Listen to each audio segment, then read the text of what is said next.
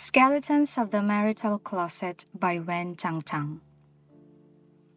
Chapter 1511.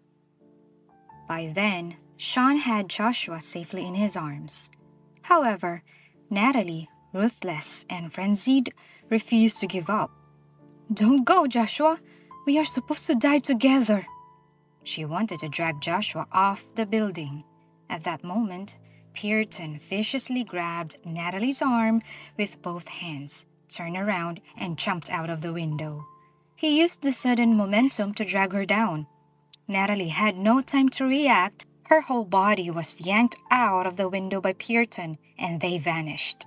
Silence fell to the ward, leaving only the sound of rushing wind and the sight of the curtain blowing up. After a moment, Gale struggled to climb up and look down. "Pearton! Pearton, it's you!" she murmured. The thrilling scene left everyone dumbfounded. Pearton still had a safety rope attached to him. After falling about 7 or 8 meters, he stopped in midair and hung there. Natalie held onto his safety rope tightly, still gripping that knife. Pearton was bleeding. He bit his teeth so hard that his entire face was almost distorted. His wounds being suspended, the safety rope constricting his body, he felt almost like his organs had shifted. The pain was almost too much to bear. "You ruined my plan! How dare you, a bodyguard meddling in others' business! Why are you risking your life? Aren't you afraid to die? Do you want to die?" Natalie shouted ferociously. The bodyguard suddenly appeared from nowhere and destroyed her plan, allowing Shawn to rescue Joshua. He even dragged her out of the building. Pearton replied, "I can die, but young master can't." "You want to die in his place?" "Young master is safe now. Your plan has failed," Pearton said. Natalie wanted to jump. Unexpectedly, Pearton grabbed her and jumped. That way, Natalie could not harm anyone in the ward anymore. However, Pearton was now in danger. Natalie shouted, "Your life is worthless. Why would I drag you down with me? Disgusting. Get lost." She wanted to drag someone important to die with her, but ended up with just a bodyguard. What was the point? She was dissatisfied. "Pearton, hold on a little longer. I'll come to save you. Hang in there. Stay strong," Gale yelled. Pearton slowly raised his head, looking at Gale leaning on the window. Her soft, long hair fluttered in the wind. She was very beautiful. In his heart, Mrs. Wood had always been the most beautiful woman he had ever seen. Mrs. Wood," Pearton slowly revealed a smile. "Hold on. Don't give up. I won't let anything happen to you." Gale continued to cheer him on. Pearton was currently between the 31st and 32nd floors. Chapter 1512. Shawn had already arranged for bodyguards to go to these 2 floors and initiate a rescue operation. They had very high hopes. After all, Pearton had a safety rope on him so he would not fall and could survive. Pearton also understood he had a chance at survival. However, Pearton looked down at Natalie, who was holding onto him tightly, her face full of greed and a desire to live. "Gale will save you. Undoubtedly, she will save me too. As long as you live, I can live. If you die," Natalie said. Natalie would not let go. She wanted to wait for the rescue team to arrive. Natalie was like an octopus clinging onto Pearton. The safety rope could not withstand the weight of 2 people. Moreover, the rope was attached to him, and Natalie had no protective gear on her. Let go. You should have died. Even if I die, I won't die with a woman like you." Pearton started to pry Natalie's fingers apart. "But now we are one. We will fall together." Although Pearton's hand was wounded, he still forcefully pried open Natalie's fingers one by one. Footsteps approached rapidly toward them. The bodyguards were coming. preparing to rescue him. Natalie laughed. "They are quick. Let's just hold on a bit longer." She grabbed Pearton's clothes tighter. However, Natalie also realized that she was reaching her limit.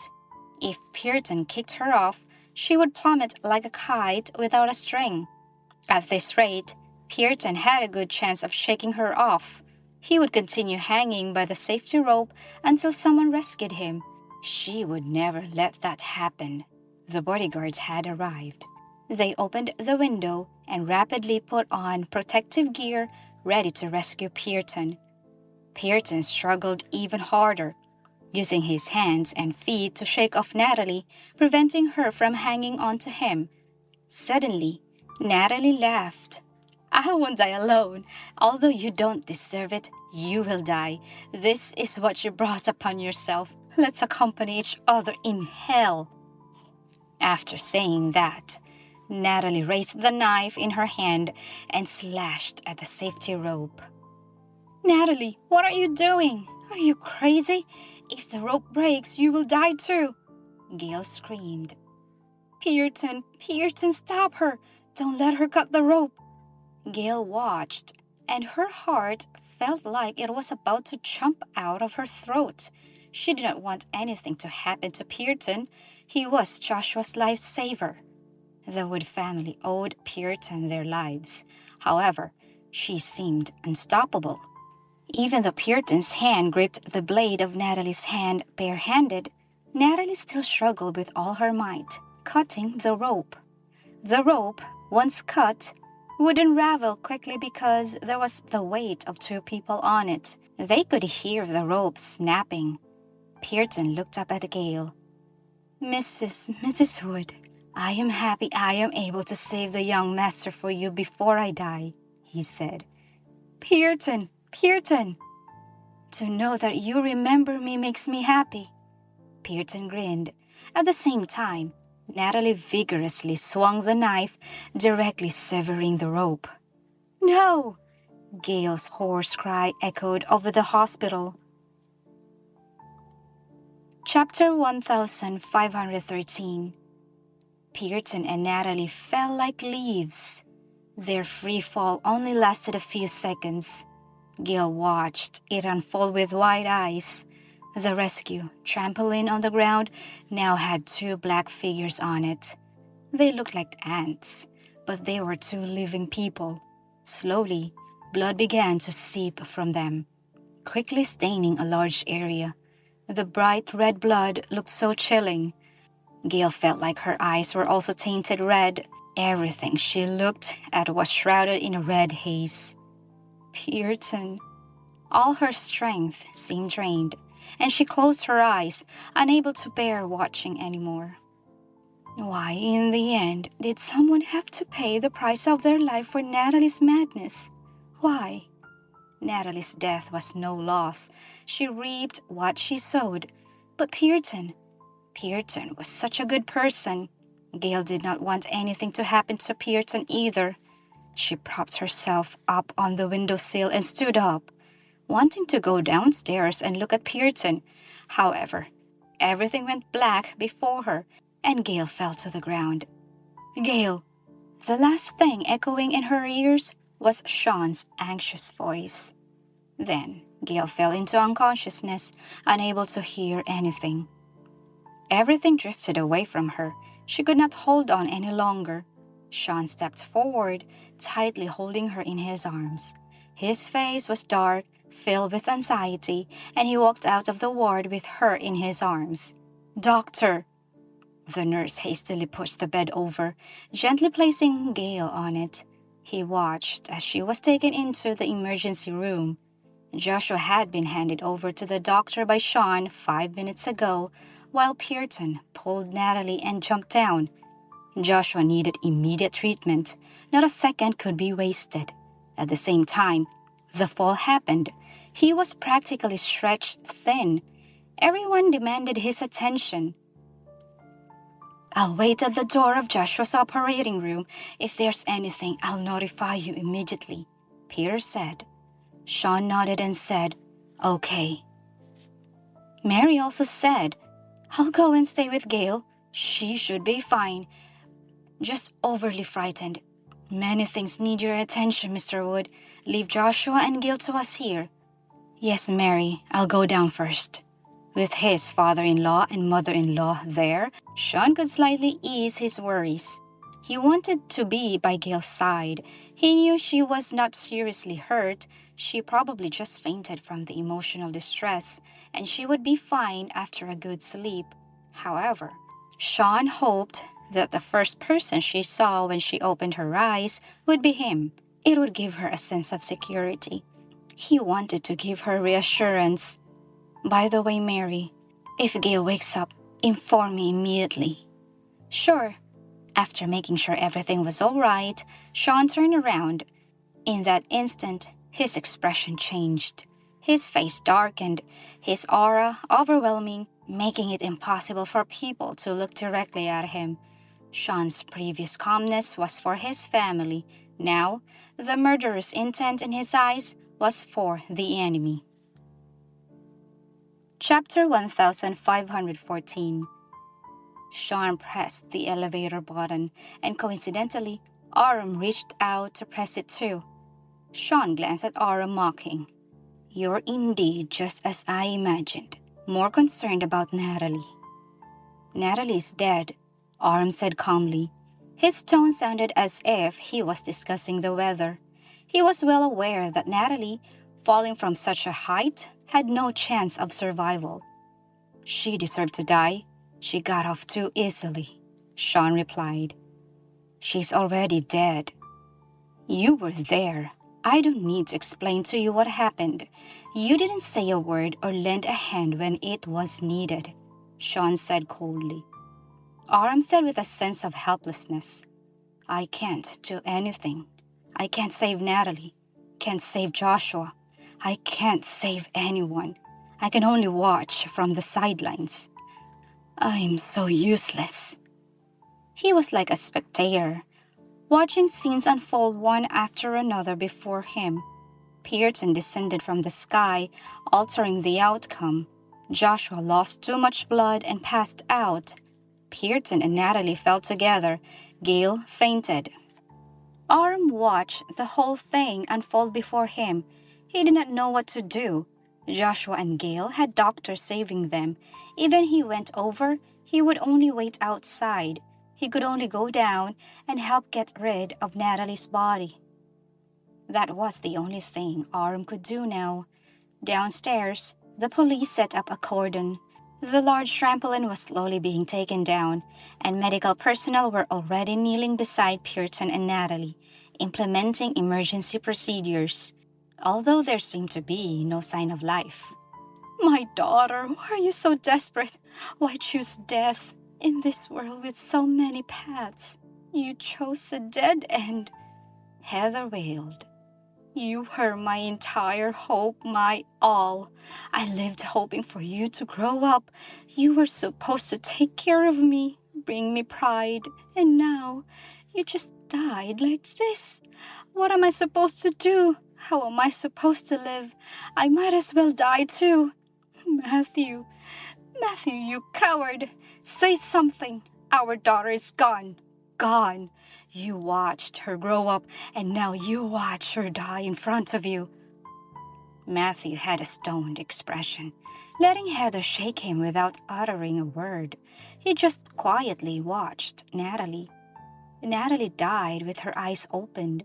What kind of ugly obsession made her unwilling to close her eyes, even after falling from such a height? No signs of life. The doctor, who had been implementing standard rescue procedures, withdrew his hands and said without emotion, We did our best. Heather shouted, No, it's impossible. Try again. Take her to the operating room. Use better equipment. No, we can't give up like this. She tried to step forward and tugged on the doctor's clothes but was stopped by the police. Meanwhile, the doctor helping Pearson said, Quick, there's a pulse. Get him into surgery. The medical staff cooperated seamlessly, efficiently placing Pearson on the bed, stopping the bleeding, and administering fluids. Chapter 1515. The entire scene was eerily quiet, resembling a silent pantomime. In less than a minute, Pearson was rushed to the operating room. Meanwhile, the nurses were about to cover Natalie with a white sheet. "No!" Heather rushed forward, throwing herself onto Natalie. "My daughter is not dead. She's not dead. She's just sleeping. Get away! Get away!" She pulled at the white sheet, forcefully tossing it aside. "No one can touch my daughter. I will protect her." Matthew walked slowly over. "Heather." "You two, go away. I don't want to see you." Heather screamed. She cradled Natalie's head, all bloodied, a terrifying sight. Shawn observed coldly. After a while, he uttered, "God is fair." They both fell from the same height. Natalie died on the spot, but Pearson still had a chance of survival. Shawn would get the best medical resources in the entire city, sparing no effort to save Pearson. As long as there was a glimmer of hope, he would not give up. He wanted Pearson alive, as he was the hero who saved Joshua. Shawn had no intention of staying here any longer. He turned his head slightly, looking at Aram nearby. "Today's events were inevitable. If I spared Natalie because of your plea, she would have done even more insane things," he said. It was more than just holding Joshua hostage. She would have had a more elaborate plan. Natalie took advantage of the opportunity, attempting to end it all with a fruit knife. It was her impromptu idea. If given freedom, given time, the consequences would have been even more unimaginable. Aram clenched his fist tightly. "I've never truly understood her innermost feelings. I only seem to understand her now she is dead." Natalie was a selfish, indifferent person. She could not stand others having a better life and would not allow anyone to steal her spotlight, let alone take away what was originally hers from her hands. Gale triggered all her insecurities, and Natalie wanted to retaliate. Even if it meant death, she wanted to drag Gale down and make her suffer for a lifetime. Aram had always been deceived by the image Natalie portrayed before him. What he saw was Natalie's gentle, considerate, and virtuous side. He believed that was the real Natalie, always thinking highly of her. Natalie repeatedly shattered his perception, and now she lay dead in front of him. Aram stood a distance away. Natalie's eyes were still open, as if looking at him or perhaps at the sky. "Shawn, can I have Natalie's body?" Aram asked. "Why do you want her body?" Shawn countered. "She's already dead." "Does death absolve all sins?" Aram spoke slowly. "Do you refuse to let go of her body, even after all this? If she had succeeded, it wouldn't be her lying here today. More innocent lives would have been lost. I hate her so much. I wish I could tear her apart, limb by limb." Chapter 1516. Keep her in one piece. Consider it my request. Consider it a payment for all the favors I've done for her. She doesn't owe me anything anymore," Aram said. Shawn raised an eyebrow slightly. Could Aram let go all of the favor that Gale owed him for Natalie's corpse? "Fine. You can handle it however you want. I find her dirty anyway," Shawn agreed nonchalantly. Shawn turned and walked away. Nothing here mattered to him anymore because there was no one left he cared about. Aram took a deep breath. He slowly walked to Natalie, knelt down, and reached out his hand. Heather pushed him away. "What are you doing? Don't touch her. No one is allowed to touch her." "I just want to close her eyes." "No, if she wants them open, they stay open because she's still alive. If she closes her eyes, she's dead." Heather said. Heather seemed mentally unstable. The death of Natalie must have been too much for her. Aram withdrew his hand. Uncle Matthew, take her to the side. Matthew sighed. Let her hold for a while. She won't have a chance to do it in the future. Pathetic words. Aram nodded slightly. However, when the police approached, Heather became even more agitated. What are you doing? What are you doing? I'll bite you. Don't come over. Don't touch her. She acted like she was insane, not only pushing away the police, but also biting them. That counted as assaulting an officer. Take her down. Give her a sedative. She's a bit crazy, Aram said.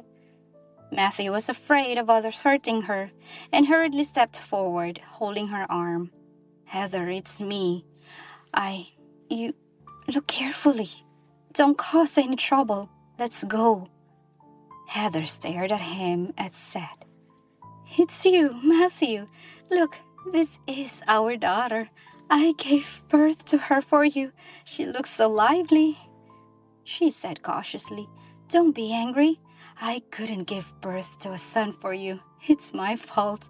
It's okay. We can still have children. My body is fine, unlike Mary Peony Yarn. Her daughter is good too, thoughtful. She's cute as a button. Matthew nodded. Yeah, Heather, my daughter is good. Come, let me take you back to the ward. Okay, let the nurse take care of our daughter. Let's go. Heather suddenly became very obedient. Matthew turned his head with tears streaming down from the corner of his eyes. Heather seemed to have gone mad. Natalie's death was a huge blow to her. Aram reached forward slowly. His hand was trembling out of control. However, he still slowly closed Natalie's eyes. Rest in peace, Natalie. Natalie, with her eyes closed, did not look as eerie as she did before.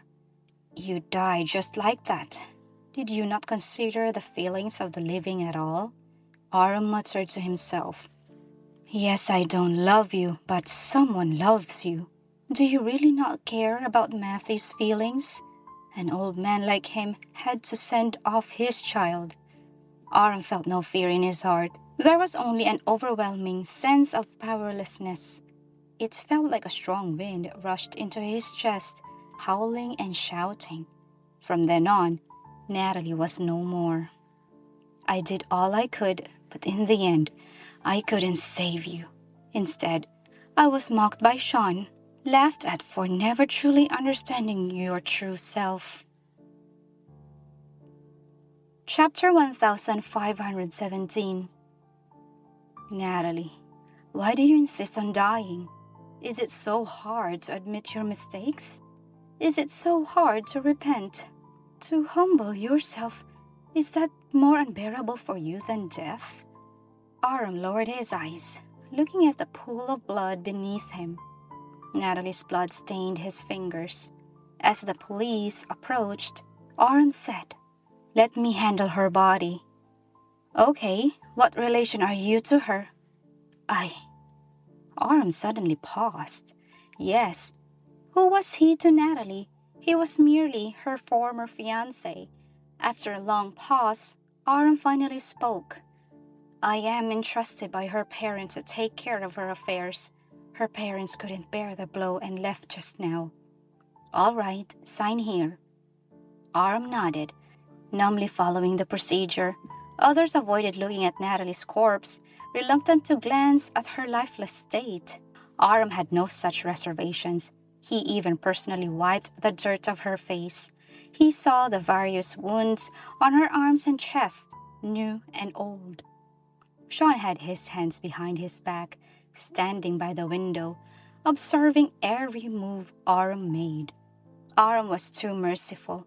He actually went as far as to handle her body. If it were up to Shawn, he would have thrown Natalie into the wilderness and let wolves and eagles feed on her. Shawn withdrew his gaze, looking up at the light in front of the operating room. Peter sat on a bench, hands folded, continuously muttering something. seemingly praying. He was hoping that Joshua would be okay. He was such a small child, yet he was stabbed several times. The wound on his neck was deep, which resulted in a lot of blood loss. Shawn whispered, "You are worthy of being my son." Joshua had courage, intelligence, and responsibility.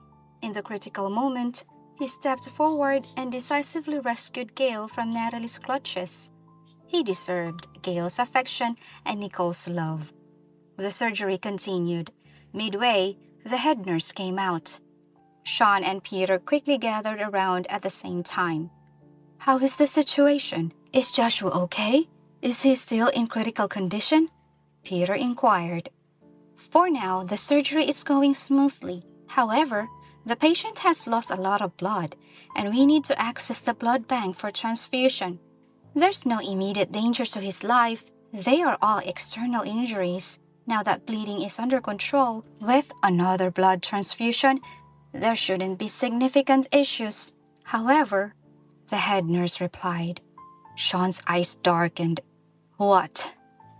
"After all, he is a very young child. Going through everything might cause some psychological trauma. He would need extended counseling." Shawn breathed a slight sigh of relief. He had faith in Joshua's mental resilience. If it were another child, they might be left with psychological scars, becoming timid and fearful. However, Joshua was not just any child. Chapter 1518. In fact, Joshua might even feel particularly proud of himself for saving Gale and coming out of it alive. "Understood. How much longer for the surgery?" Shawn nodded. 2 hours. The wound on the neck is close to the major artery. It's really precarious." Peter wiped the corner of his eye. "Joshua has suffered so much. He's still so young. I wish she would stab me instead." "Peter, it's over now. There's no need to blame yourself anymore." "I'm okay. But Mr. Wood, Mary probably needs help." Mary's wanting to see Natalie led to that series of unfortunate events. Although Natalie's actions were unforeseen, Mary blamed herself, considering herself the culprit for everything that happened. Shawn pursed his lips and said, "I'll go see Gale." "All right. I'll be there for Joshua. Don't worry. I know you're concerned about Gale," Peter responded. Gale had already been transferred from the emergency room to a standard room. Mary sat by the bed, quietly accompanying her. Hearing footsteps, she turned her head and said, "Mr. Wood." "How's Gale?" "The doctor said she just fainted due to excessive emotional stress, and she'll be fine after a good sleep. The doctor prescribed some sedatives, and I'm keeping an eye on her with the IV drip." With that, she stood up. "You can keep her company. I'll go to the restroom." She left the space for Shawn, quickly walking away. Shawn looked at her retreating figure and said, "Mary, don't blame yourself, and don't shoulder the blame. It's all Natalie's fault, nothing to do with you." Mary paused. "Gale probably thinks the same. She won't blame you. I won't, and Joshua won't either." After a long time, Mary nodded slightly but left without turning around. Mary was just a victim. Shawn sat down, holding Gale's hand. It was a bit cold. He kept warming it and leaned his head on her shoulder. "Gale, wake up. Joshua is safe. Pearson is also being rescued," Shawn said. The only one dead was Natalie. She was the one who deserved to die. Shawn still felt horrified when he recalled the scene where Pearson rescued Gale.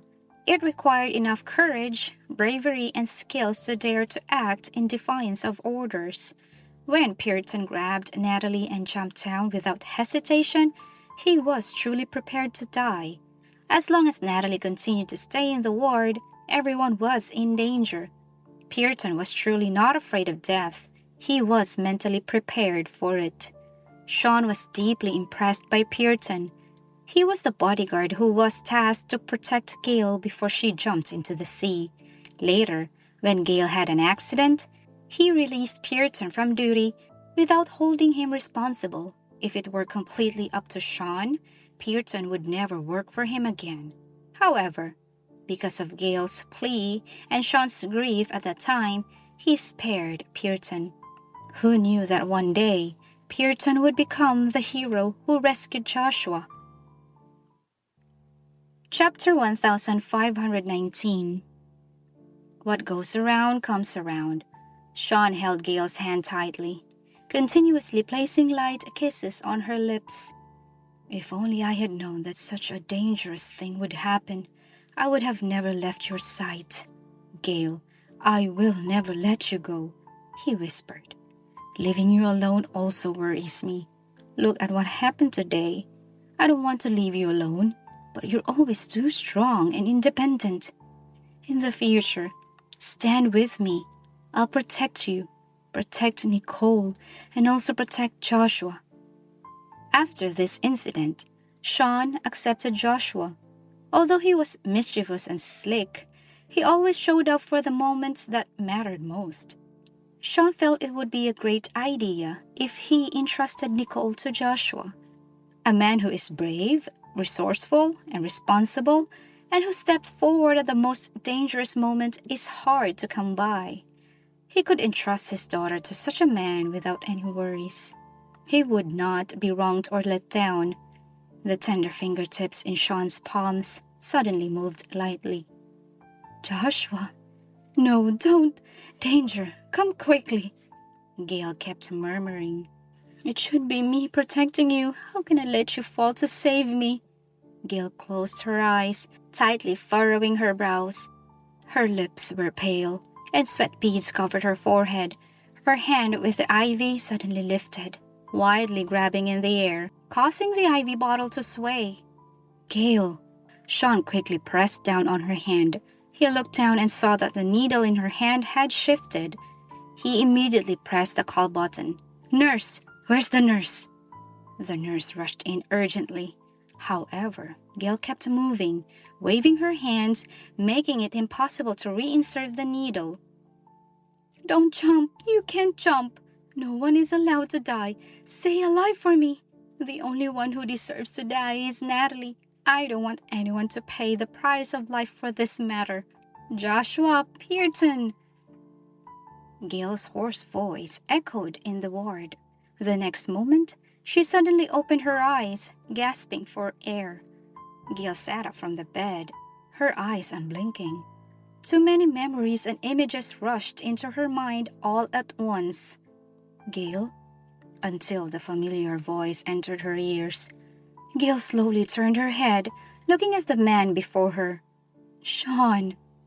It's me. You're awake. He leaned over. Gale struggled to sit up from the bed. Her throat felt like it was about to smoke, and speaking was intermittently painful. She still tried to say, Where's Joshua? Where's Pearson? How are they now? What's the situation? Where are they? I want to go. Gale pulled away the blanket, ready to get out of bed. Shawn held her down. You still need the ivy. Joshua and Pearson are in the operating room. You won't see them even if you go. Pearson in the operating room? Gale slowly widened her eyes, surprised and unexpected, filled with disbelief. There is a chance Pearson is alive after falling from the 30th floor? Chapter 1520. Shawn nodded. Yes, Pearson is still in surgery, and the situation is still uncertain. However, Joshua is out of danger. He just lost too much blood, and the wounds are deep. He just needs more time. That's great. That's great. I thought Pearson, He's still alive. Natalie's dead, proclaimed dead on the spot. She brought this upon herself. Why should she try to harm an innocent life? Whether it's Joshua or Pearson, even a stranger on the street, no one should pay for Natalie's madness. Let her die. No one will vouch for her. Shawn gently patted her head. Don't get too worked up. You haven't fully recovered yet. No, I'm fine now. Shawn held her hand, brushing the needle marks on the back of her hand with his fingertip. They're swollen now because you keep moving around. It's fine. I still want to go to the operating room. She did not feel at ease. Joshua got hurt because of her, and Pearton got hurt because of her as well. Shawn. Yes, Shawn got hurt too. Have you treated your wounds? I remember when you went to save Joshua, Natalie took a swing at you. Did she hurt you? As she spoke, she tried to lift Shawn's sleeve, lower his collar, and even attempted to unbutton his shirt. The more anxious Gale became, the more she could not undo it. Quickly, take it off. I clearly saw you were bleeding from Natalie's attack. How can you not take care of yourself? How can you just sit here beside me? She said. The wound hasn't been treated. It will get infected, and you might get scars. Gale pressed herself against Shawn, anxiously trying to find his wound. Shawn remained silent, looking down at her anxious appearance. A smile unconsciously appeared on his lips. She cared about him. He craved and enjoyed it. Shawn, you mute? Before Gale finished speaking, a surprised exclamation came from the doorway. Oh my God! Summer quickly turned around, simultaneously covering Joe's eyes. I think we've come at the wrong time. Will my eyes burn? Joe asked. What did you see? Something I shouldn't see. This is a hospital room. You wouldn't be so desperate to do it here, would you?